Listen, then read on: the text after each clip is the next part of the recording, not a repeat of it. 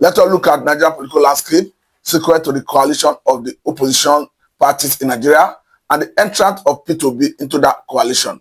Obi have actually brought credibility into that opposition. Obi is already a phenomenon in Nigerian politics. And no wonder, shortly after Obi embraced that coalition, we started seeing the government, talking about federal government, speaking from outside of their mouth, particularly people who hitherto before now did not speak to the press. Surprisingly, even the National Security Advisor was speaking the other day. We have seen the presidential spokesman, Bayo Onanuga, already even taking over the job of APC spokesperson. So, and if you look at what Obi bring to the table, it's quite enormous. Talking about bringing unity among opposition political parties, because before now, opposition political parties in Nigeria was already in disarray. A situation that even made even the Senate president said the other time that in 2027 that a Tinubu will contest as sole candidate. Perhaps nobody will be able to stand as opposition against him. We have seen the government of the day diplomatically destroying all the opposition political parties as a way of making only APC a viable party, a viable vehicle to take someone to Asurocon 2027. But the way it is, Obi entered into that political arena have actually changed the whole dynamics. And what Obi brings to the table is enormous, like I said. Looking at Obi's credibility, of course, nobody can question Obi's credibility the way it is. We have seen someone, of course, who in the past, to the surprise of Nigerians, rejected an oil block. We understand what oil block means in Nigeria when it comes to wealth creation, when it comes to people who actually have wealth in Nigeria. Most of them get their wealth through oil block. But seeing a Nigerian, a politician for that matter, rejecting such an offer, and that happened under good dollar time, you should understand that this is a man that has so much to offer to the country. And again, looking at his acceptance by the youths is another big issue that rattles the government of the day. Because the way it is, we understand that the support base of Obi himself is the youth. That was explained he made a good show in that 2023 presidential election.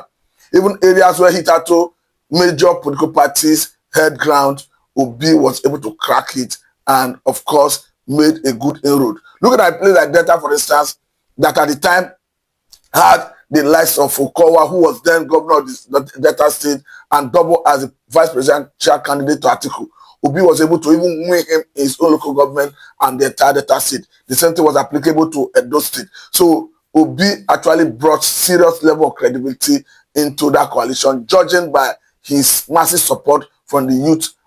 Of course, we understand that even the business of rigging, it is the youth that the politician normally use. But seeing that Obi capturing that population, I think it's a very big issue for the government of the day, because the way it is, we understand that if you look at all the aspirants on ground currently, or people who are intended to contest, when it comes to international arena, you don't go there, because Obi himself is someone that is loved by diasporas. Of course, let me even say that his popularity was galvanized by advocacy of Nigerians in diaspora. We understand that in that build up to 2020 presidential election, Nigerians in diaspora were the one campaigning back home for Obi. Perhaps they saw all the credit of Obi before Nigerians who are residing in Nigeria, but you cannot take that away, that Nigerians in diaspora actually galvanized support for Obi in that 2023 presidential election. I think that best explains the reason even federal government through the independent INEC that wanted to capture Nigerian diaspora into the voting system. I think they may not even dream of it, because they know that if we do that, of course, they are playing into the hand of Obi. I don't think they even think out with it, because the way it is, when it comes to rating of all the aspirants that may contest 2027 presidential election, I think Obi already have diasporans in his bag. So, and if you look at accountability, you look at how Obi constructively criticized the government policy. It is another thing that is even making the government know, or rather feel uncomfortable, that Obi is now in the midst of the coalition. Because even as all the major political parties agreed before the 2023 presidential election that they were going to remove subsidy and they were going to float the naira, but what was different is their mode of addressing the aftermath of those policies. Because I think what is not working for this government currently, talking about the government of Senator Bola Tinubu, is the inability of the government to cushion the effect of those two policies. Because by our standard, all the three major political parties before 2023 presidential election and their candidate, talking about Obi and Labour Party, Atiku and PDP, and the then candidate of APC, Tinubu and APC, they all agreed that one, they were going to remove subsidy on gasoline. Two, they were going to float naira at the official window. But I think what is now lacking is the inability of the government of the day to manage the post-subsidy removal and the post-unification of FS at the official window. Because Obi himself have made it very clear, even in the build-up to that 2020 presidential election, that the best way to go is to take Nigeria away from consumption to production.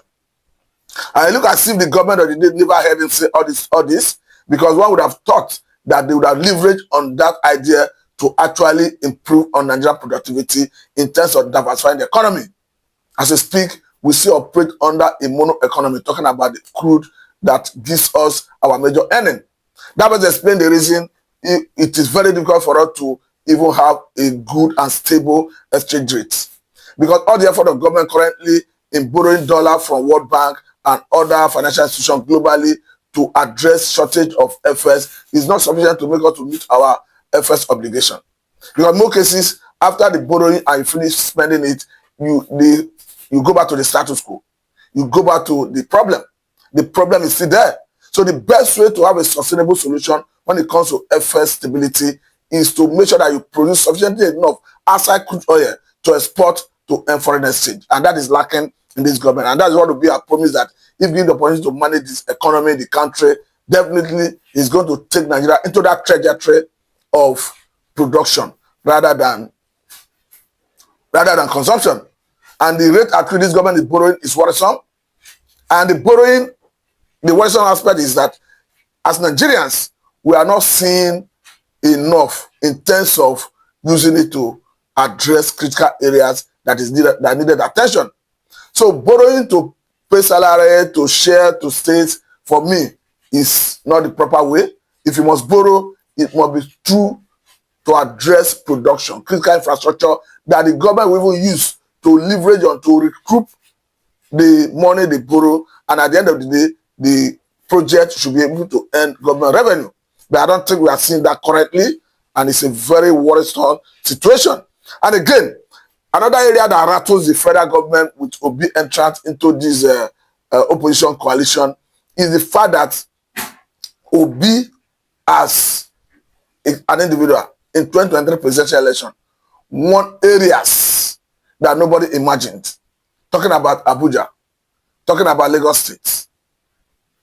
And these are areas that is strategic to the country. And it got to show that, because if you look at strategic nature of Abuja and Lagos, that this is area where is, if you want to talk about urban part of Nigeria, I think they meet that criteria. So it's going to show that those who are enlightened, those who are opinion leaders, opinion molders, you find them majorly in these two cities, Abuja and Lagos. So for them to massively vote for Obi, go to show that, yes, the Obi is a man to go for. And again, you have multiply effects. Because we have a situation where opinion leaders, opinion molders have already made their mind on a particular issue. They have the ability and capacity to educate others who perhaps are in the rural areas. The same way Nigerians in diaspora brought the idea to market Obi because of his credibility to Nigerians back here in Nigeria. So the way it is, I don't know how the government hope to manage it, because except otherwise, the opposition coalition refuses to allow an Obi fly that flag. Once Obi fly that flag, I must tell you that it will be the last straw that brings the camel back. Because from what we can understand, Obi is a man to beat in any election in Nigeria currently. I don't know for any other dispensation, but currently Obi is already a phenomenon in Nigerian politics. You cannot take that away at all, because seeing how the major government in place, the major political party in place, suddenly started speaking up in what looked like a trigger. It got to show that Obi have brought unity to the opposition, Obi have brought credibility to the opposition, and ultimately, if Obi is given the opportunity to fly that flag, I must tell you that Obi is going to make a surprise. Because this is a man they touted in the 2023 presidential election that he didn't have structure. What they normally call structure is the party executive of each political party. And in areas where he didn't even have structure, he made a good show, defeating those who will say they have structure and their political party. So for me, I think the opposition political parties and their coalition, if they must win this election, they must zero in on Obi. I've equally taken note of the statement that came from the former vice president and the former presidential candidate of PDP, talking about Alhaji Atiku Abubakar, where he said that if his presidency will give women and children 70% attention. So it goes to show that an Atiku wants to contest. That is where Nigerians, particularly the youth, are looking with caution. Because if in the event that you are not dragging Obi, drafting Obi into that coalition, just for the sole purpose of leveraging on his popularity and his support base, I think they may run into trouble water, because the essence the youths are massively supporting the opposition is because they see someone like Peter Obi in that coalition. So the moment Obi is not flying the flag, it will be difficult to convince the youths to go for the opposition. And again, there is this unwritten agreement that flies in the air, though it's not constitutional, talking about the South and North divide. It's a narrative that has been out there, and whether we like it or not, it has been playing a significant role in shaping our political landscape in terms of who becomes the president. There's an understanding, though not written, that if we not rule for 8 years, the South should rule for 8 years. I think that understanding, that tacit agreement, is what made an Obasanjo, after his 8 years, the presidency went back to the North, where Yaradua held it. Unfortunately, Yaradua could not finish his tenure. Jonathan took over. But when the Buhari finished his 8 years, he came back currently, and Tinubu is in the saddle. So there's that belief that if Atiku uses deep pockets, uses political machinery, uses wherewithal, because we understand that he's a master of game when it comes to party primary. We saw how he did it in PDP in the 2023 presidential primary of PDP. Even with all the noise a wicked made, Atiku still had his way to become the PDP presidential candidate. So if that is the situation, I think it will be a Herculean task to take away the candidacy of the opposition from the man Atiku. And another big issue is seeing that the current interim management of the opposition political party, talking about the African Democratic Congress under the leadership of David Mark, the former Senate president, they are already accusing the ruling party, the government in place, that they are making sinister moves to pull down the opposition coalition. We understand that about 2 or 3 persons have already initiated the litigation against the interim management of the party, and the management of the party have accused the major party, the government in place, the government of the day, of being responsible for it. And before now, even Obi have challenged and questioned the same government in place, federal government, that all the problem in PDP and Labour Party is being orchestrated by them. And at the time, an Atiku himself challenged all the chairmen of opposition political parties that they have all received 50 million each from federal government of Nigeria. And up to today, none of them have been able to seriously come up with evidence to say, yes, we never receive such. So we're going to show that the opposition must not sleep. The opposition must be serious and circumspect, because politics of Nigeria is beyond the normal tenets of democracy. Manipulation, rigging, intimidation, voter suppression, all these characterize the last election of 2023. And again, it is even baffling me, myself, that all the likes of Peter Obi, Atiku, Kwankwanso, El-Rufai, Rotimi Amechi, Babachi Lawa, Malami, the former Attorney General of the Federation, with all their weight of experience, that they cannot think of putting pressure on National Assembly or galvanizing Nigerians to put pressure on National Assembly to amend the Electoral Act, particularly Section 82, that determines the mode of transmission of election results. Because for me, that is the only panacea for which you will get free, fair, and credible election in Nigeria. Anything short of that will lead us to the problem of 2020 presidential election. Recall that before that 2020 presidential election, Nigerians, stakeholders, put pressure on National Assembly to amend the Electoral Act to reduce the level of human interference. And at the end of the day, the Electoral Act was amended and INEC was given the liberty to determine the mode of transmission of election results. As we have it, INEC came up with the idea that in their guideline before the election, that they were going to transmit election results electronically. But at the nick of time, they reneged. And the election result was finally collated manually. A situation that made the PDP and its candidate, Atiku Abubakar, Labour Party and its candidate, Peter Obi, to challenge the election result up to Supreme Court. But as we have it, Supreme Court has since legitimized the election result as declared by INEC, that declared Senator Ahmed Bola Tinubu the winner of the election. But again, the roof amendment, that's what I'm talking about.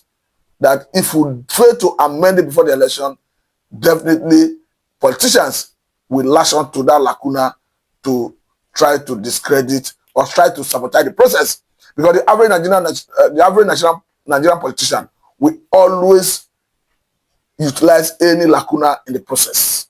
And we understand that the police, the DSS, the army, name it, even at the INEC, that is the end user of the Electoral Act that conducts the election, they are all answerable to the executive. And we are going to an election where the executive have interest. And the way it is, it's not about who is in Asurok. It's about a process and a people that have refused to do the right thing. So the only way you can do the right thing and get it right is to reduce the level of human interference. And the only way you can do that is to ensure that the vote is transmitted electronically. This is a food for thought. I must say very thank you for your time.